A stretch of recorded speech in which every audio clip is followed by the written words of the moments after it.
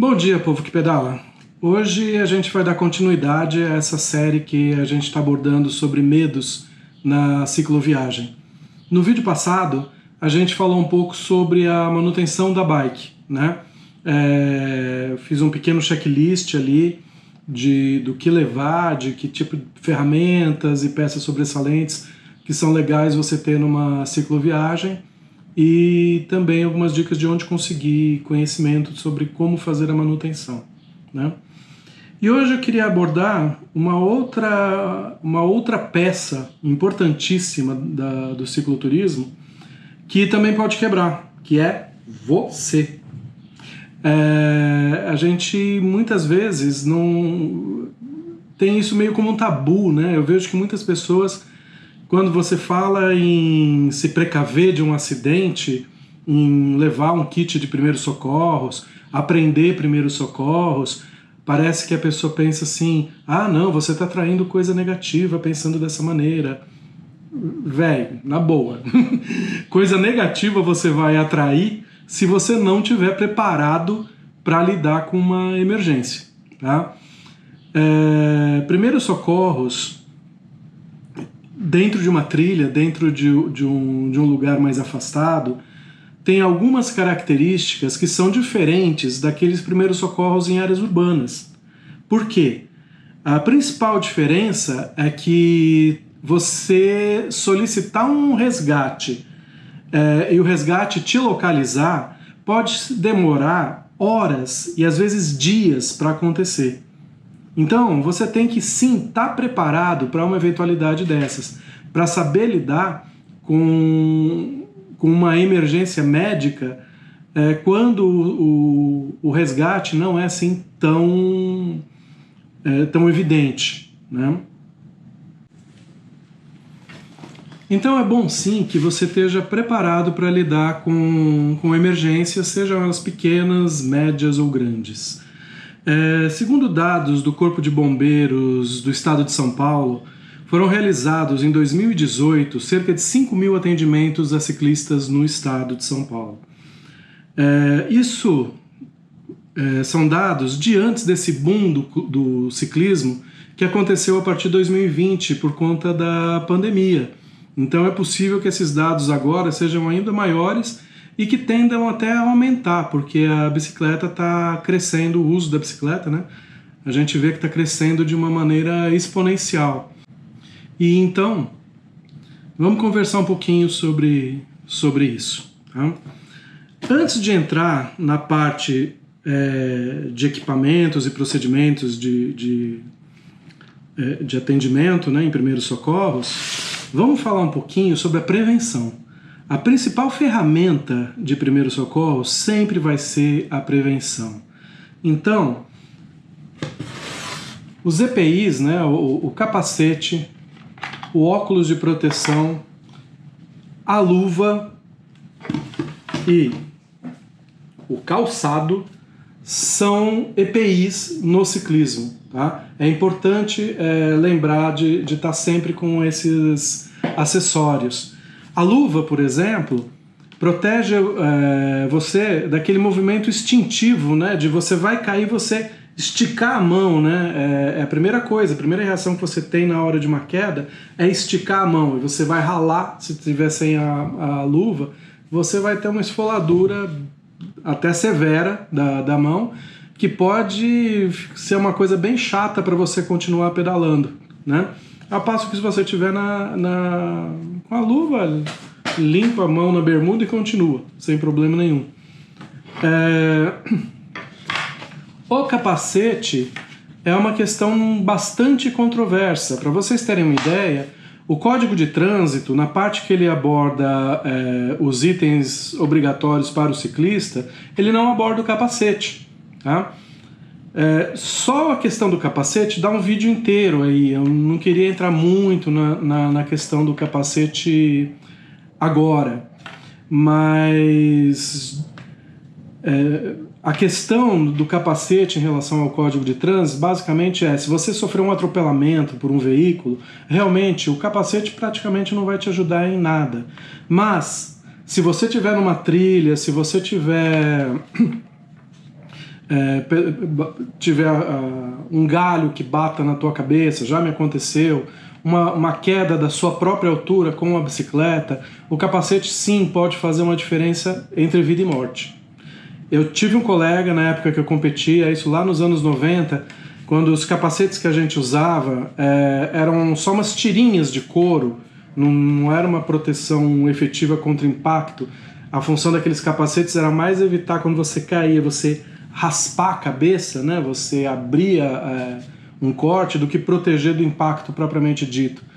Numa competição, ele caiu deitado, né? Uma competição de estrada, com uma road bike, e se arrastou, bateu com a cabeça na quina de uma guia e veio a falecer.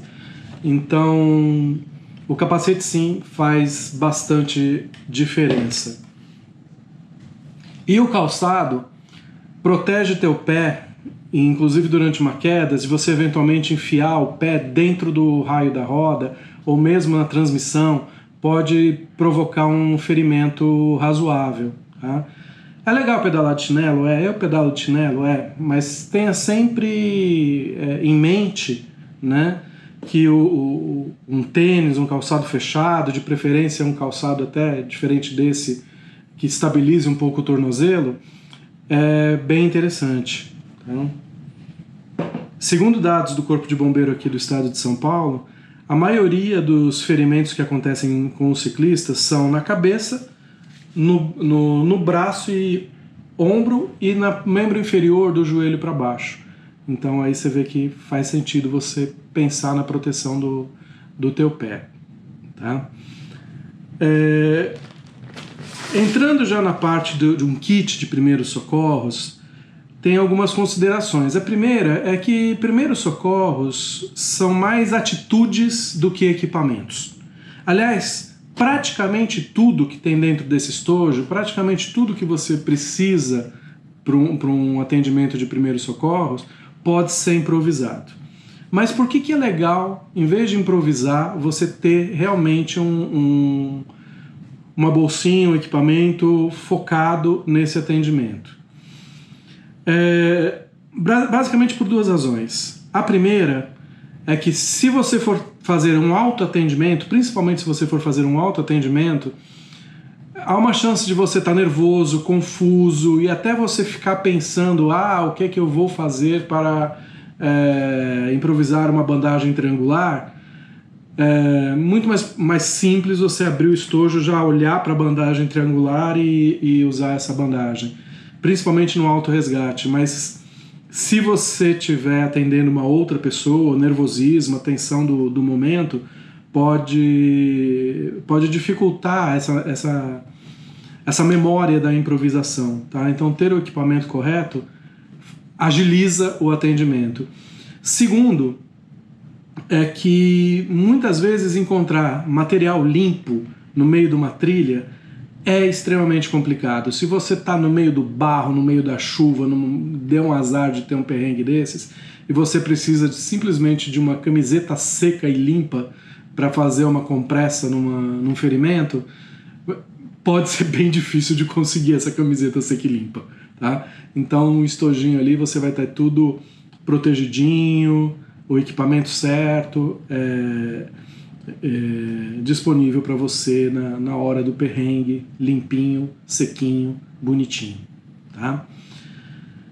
E eu não vou também me estender falando muito sobre o que levar, né, fazendo uma checklist muito completa, porque varia muito do teu conhecimento. Às vezes você ter o equipamento e não ter conhecimento pode ser mais prejudicial do que não fazer nada. Tá?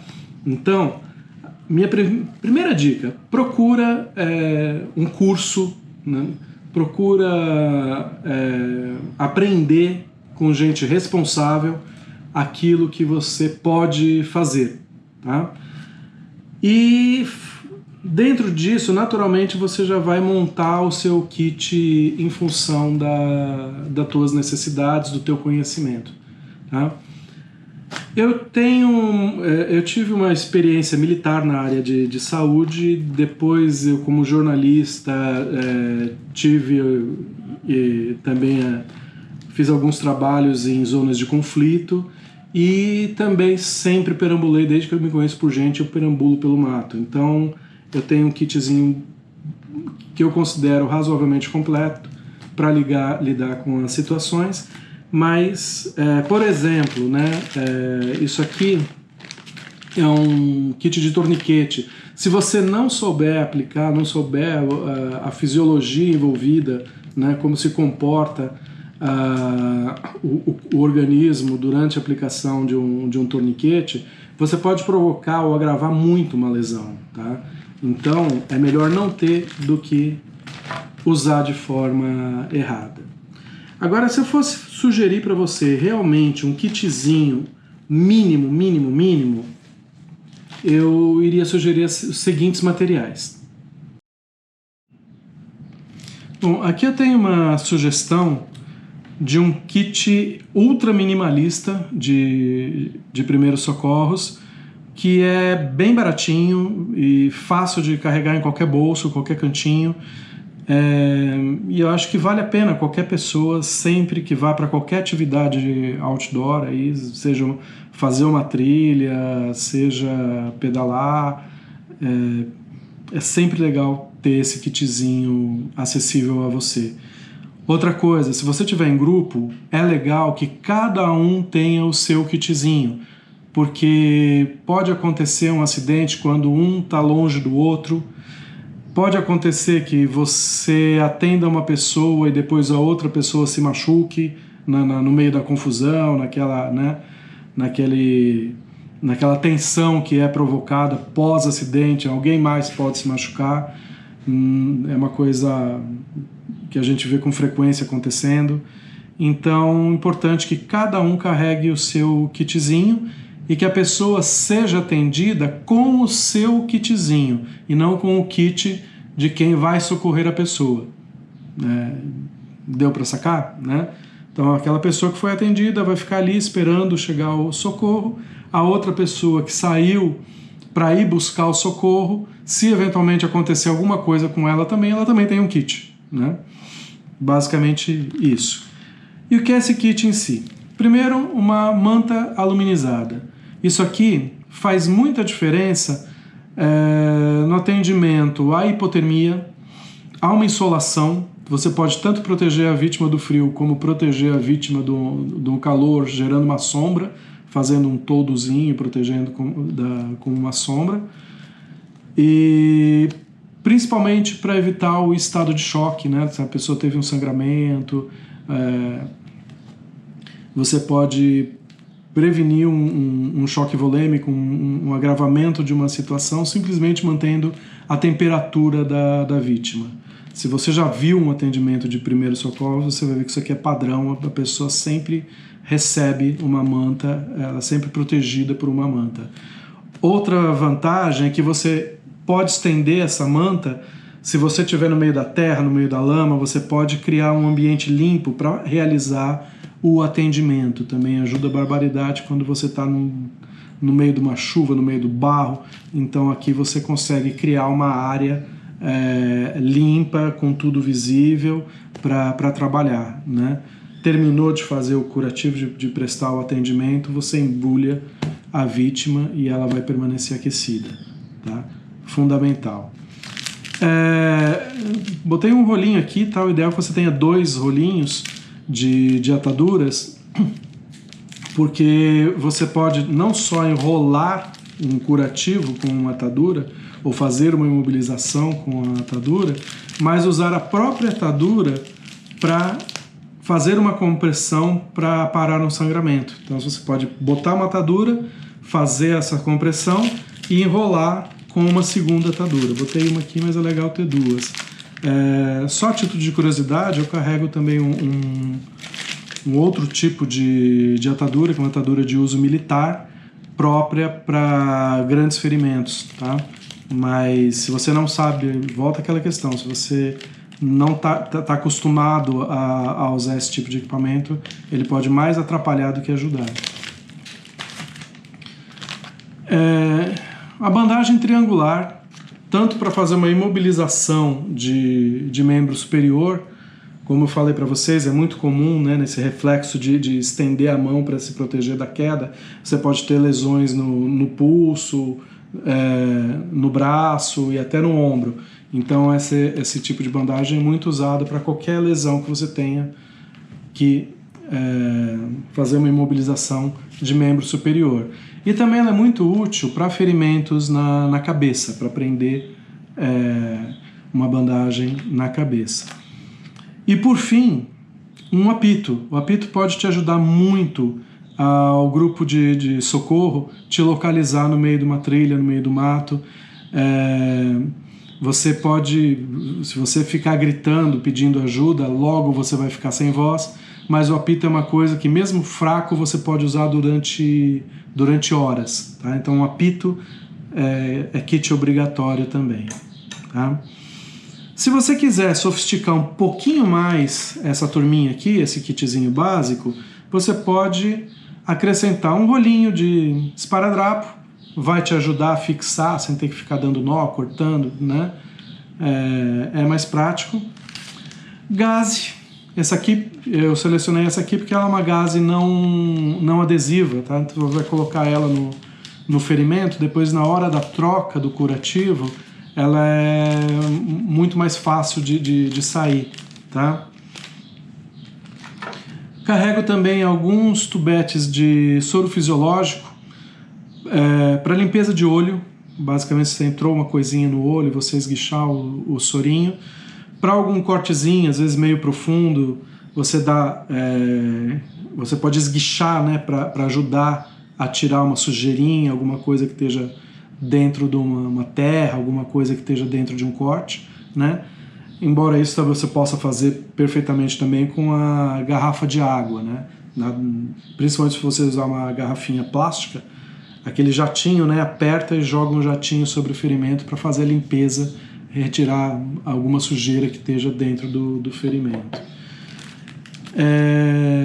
Um kitzinho variado, né, de bandagenzinhas adesivas de vários tamanhos para pequenos cortes, pequenos curativos do dia a dia. E uma tesoura, no caso essa aqui é uma tesoura própria é uma tesoura de resgate, né? Ela tem um formato próprio para você cortar uma roupa, né? Para tiver que acessar um ferimento, ela corta com muita facilidade até uma calça jeans. Então não precisa, obviamente, ser uma tesoura desse tipo, mas uma tesourinha sempre ajuda a cortar, a preparar o material de curativo. E uma pinça também, pode ser bastante interessante, desde você puxar um espinho, uma farpa, um ferrão de abelha, tirar sujeirinhas que estejam dentro de um ferimento. Tá? Então, essas pequenas coisinhas podem agilizar muito o teu dia a dia no caso de um atendimento. Bom, gente, de uma maneira assim bem pincelada, tá? Eu acho que esses são os equipamentos essenciais. Tem outras coisas, obviamente, é uma questão muito mais complexa do que isso, mas hoje eu quis abordar assim, só aquilo que uma pessoa com pouco conhecimento, com pouco recurso ali, o que realmente pode fazer diferença num atendimento, tá? Uma outra coisa que eu acho importante lembrar é que é legal que você tenha realmente... Claro que essas coisinhas que eu mostrei para vocês, você pode carregar ali em qualquer bolso do seu alforje, em qualquer cantinho. Mas eu acho que é legal você ter uma bolsa própria para isso, identificada, de uma cor chamativa, identificada com o logo, né, porque se você sofre um acidente, você pode estar inconsciente, uma pessoa vai ali te socorrer, chega em você para te socorrer, Se ela vê ali, né, ela não sabe, pode não saber aonde está, pode ter dificuldade, mesmo que saiba que você tem um kitzinho, aonde está esse kitzinho. Então deixar ele num lugar acessível, sempre, né, na parte de cima do alforge, sempre e identificável. Isso pode ajudar bastante no momento do nervosismo. Tá? É um detalhezinho bobo, mas pode fazer a diferença quando a pessoa tá naquela adrenalina do atendimento. Uma outra coisa que é importante você ter também, eu já deixo sempre até do lado de fora, aqui, é um parzinho de luva de procedimentos, tá? É importante você também se proteger na hora do atendimento. É só uma silicazinha que eu deixo para... Tanto com luva de procedimento, outra coisa, não é só por uma questão de curiosidade, também tem aqui uma máscarazinha para manobra de respiração, também para me proteger no momento se eventualmente eu tiver que fazer uma manobra de respiração, tá? Então, lembra que nos primeiros socorros você tem que proteger a pessoa, mas também se proteger, né? Dando uma recapitulada bem rapidinha, né? Tipos de acidentes, problemas mais comuns que podem acontecer. Trauma, principalmente na região do membro superior, tanto de punho, como de braço, quanto de ombro. Lesões na cabeça, né, principalmente se você estiver sem capacete, e membro inferior abaixo do joelho. Estatisticamente são as lesões mais frequentes, não quer dizer que não possam acontecer, obviamente, outros tipos de lesão, mas essas estatisticamente são as lesões mais comuns no ciclismo. Outros problemas bem comuns de acontecer em qualquer atividade outdoor a hipotermia e a insolação. E não se engane, não fique achando que hipotermia é coisa de alta montanha, que só vai acontecer se você estiver na Patagônia. Não, você pode ter uma hipotermia numa praia, pode ter hipotermia numa montanha brasileira qualquer, na Serra da Mantiqueira, né? Mas até mesmo numa praia. A hipotermia está ligada, porque a baixa temperatura, se você estiver com o corpo molhado e numa situação que esteja ventando, a temperatura despenca muito rapidamente. E um dos problemas da hipotermia é que ela te deixa confuso. Você começa a perder a coordenação, começa a ficar meio confuso, e essa confusão da hipotermia muitas vezes induz a um acidente. Tá? Então a hipotermia é sim uma coisa para você sempre considerar. Tá? E a insolação também pode te gerar um estado de confusão mental, ou mesmo uma perda de consciência, que, imagina, você está pedalando, perde a consciência, cai num barranco, né? Então não é... Além da insolação em si ser um problema, além da hipotermia em si ser um problema, ela pode provocar um agravamento de uma situação, tá? Então, atenção especial. Eu colocaria aí como uma quarta questão, pequenas queimaduras de você, eventualmente, com o seu fogareiro, com uma panela quente, algum acidentezinho na cozinha do acampamento, porque quando você está cozinhando no acampamento é tudo sempre meio improvisado, né? Então, você fica muito esperto com queimadura, especialmente se você usa uma espiriteira a álcool, cuidados redobrados, tá? Lembrando sempre, prevenção, primeiro passo, tá? Andar numa velocidade compatível com o cicloturismo, né? Muitas vezes a gente pega aquele decidão de serra, você, agora eu vou tirar o atraso. Cara, com uma bicicleta carregada, você pode rapidamente perder o controle, porque você tem toda uma alteração causada pela carga, né? Você pode começar ali uma vibração que você não consegue controlar. Então mantém sempre uma velocidade compatível, né? Usando sempre os EPIs. Importantíssimo, sempre avisa o teu roteiro, que horas você saiu, que horas que você vai chegar.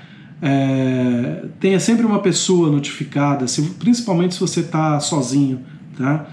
Se você viaja sozinho, isso é sagrado. Notifica aonde você vai, que hora você saiu, que horas você pretende chegar. Tenha sempre uma pessoa com essa informação. Existem aplicativos também que te ajudam nesse procedimento. O próprio Strava, que é super comum para a gente que é ciclista, ele tem lá uma função de notificação em tempo real da onde você está. Então, se você atrasou, se você está parado muito tempo onde não era para estar parado, pode ser um indício para a pessoa que está te monitorando acionar um socorro, tá? E tenha em mente isso, que o socorro em trilha é uma coisa demorada. Então, se você tiver com mais alguém, a coisa agiliza bastante, porque você pode fazer um atendimento, estabilizar essa vítima, deixá-la protegida de uma perda de temperatura, de chuva, bonitinho, desce a trilha, vai buscar socorro, né? Se você está sozinho, se você não consegue se movimentar, a coisa pode ficar muito mais complicada. Daí a importância de você sempre notificar alguém, né? Não dá para contar com celular, mundo afora. Volta e meia você vai estar em áreas que simplesmente não tem sinal, tá? Então você tem que criar todo um backup de procedimentos aí que te ajudem caso você não consiga acionar de uma forma rápida um socorro, tá? Então, estabilizou, protegeu ali, deu esse primeiro atendimento, se tiver alguém, vai atrás de socorro. Se não tiver, você vai ter que ficar ali esperando passar alguém por onde você está, ou que alguém que você tenha comunicado acione um serviço de resgate aí da sua região, tá? Se vocês quiserem que eu fale mais sobre algumas técnicas, alguma forma mais detalhada, estou à disposição, mas recomendo muito, muito que você realmente faça um curso, né? A Cruz Vermelha oferece cursos, no Senac você tem cursos de primeiros socorros, se informa no corpo de bombeiros aí da tua cidade, nos hospitais da sua cidade, aonde você pode fazer um cursinho. Se você tiver acesso a um curso específico em resgate outdoor, melhor ainda, embora infelizmente no Brasil esses cursos sejam extremamente raros e quase sempre muito caros, mas se prepara, porque é a tua vida que tá em jogo, a vida de um amigo, a vida de uma pessoa querida. Então se prepara, não fica contando com... né? Não falar assim, não, qualquer coisa eu rezo pro meu amigo Buda e tá tudo certo, tá? Não fica contando só com ele, né? Pode ajudar? Pode, mas não conta só com ele, tá? Qualquer coisa, deixa aí algum questionamento nos comentários e a gente se vê pelas estradas. E vamos que vamos. Até mais.